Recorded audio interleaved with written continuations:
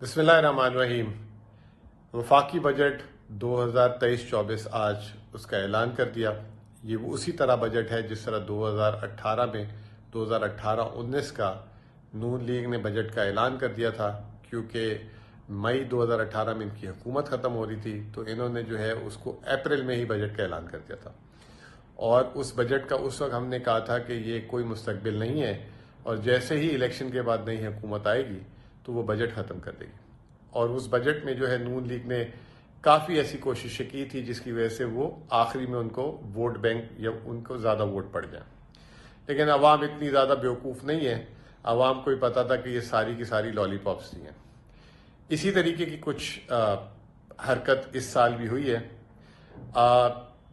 ٹھیک 13 اگست کو جو ہے اس حکومت کی میعاد ختم ہو جائے گی، جو بجٹ کے بعد 1 مہینہ 13 دن یا 12 دن بنتے ہیں۔ اصولی طور پہ اس حکومت کا حق نہیں بنتا تھا بجٹ دینا اور 1 سال کا بجٹ دینا۔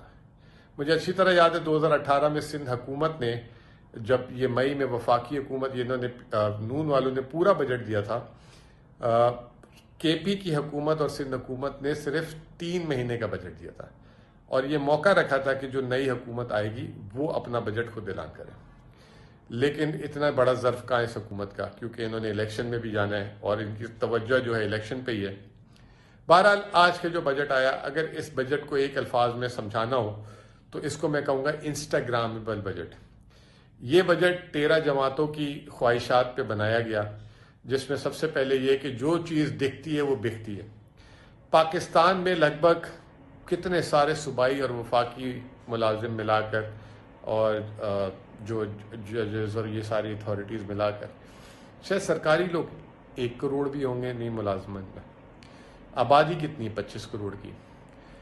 اب بیچا کیا گیا ہے کہ جی 35% 1 سے 16 گریڈ کے ملازموں کی تنخواہیں بڑھائی ہیں، اور 30% جو ہے 17 گریڈ سے جو 22 گریڈ تک کے لوگوں کی تنخواہیں بڑھائی ہیں۔ بالکل بڑھنی چاہیے، ان کا حق ہے، کیونکہ 38% تو حکومت کی جاری کی ہوئی مہنگائی ہے۔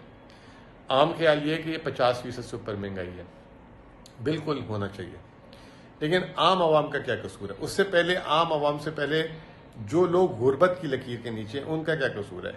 حفیظ پاشا کے بقول پاکستان میں 10 کروڑ لوگ اس سال خطۂ غربت کے نیچے چلے گئے۔ احساس پروگرام جو 400 ارب روپے تھا، اس کو صرف بڑھا کے 450 ارب روپے کیا۔ بیچارے زندگی بھر ٹیکس بھی دیتے ہیں، ان کو کوئی ایسی سہولت نہیں ہے، ان کی صرف جو ہے 17.5% سے بڑھائی، یعنی کہ ان کی مہنگائی کم ہے، ان کے لیے مہنگائی کم ہے، سرکاری ملازمین کے لیے زیادہ ہے۔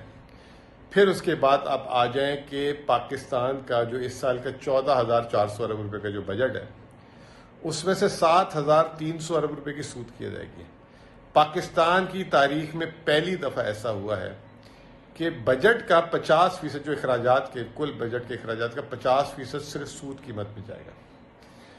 مجھے اچھی طرح یاد ہے آج سے 10 سال پہلے اگر سود کی ادائیگی 1200-1500 ارب ہوتی تھی تو ہماری دفاع کے جو اخراجات ہوتے تھے وہ 800,000 ارب ہوتے تھے۔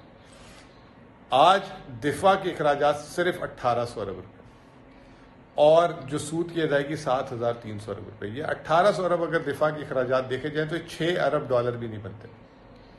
آپ اس سے اندازہ لگائیں کہ کتنا پاکستان جو ہے دفاعی لحاظ سے جو ہے پاکستان کو جو ہے چوکس رہنا پڑتا ہے۔ پڑوس میں انڈیا جو ہے وہ اس کا 70-80 ارب ڈالر دفاع کا بجٹ ہے، پھر افغانستان دوسری طرف ہے، پھر اور مسائل ہیں ہمارے بارڈر کے۔ اتنا کم بجٹ، اس کی وجہ کیا ہے کہ ہم جو ہے غلط جگہوں پہ پیسے خرچ کرتے ہیں۔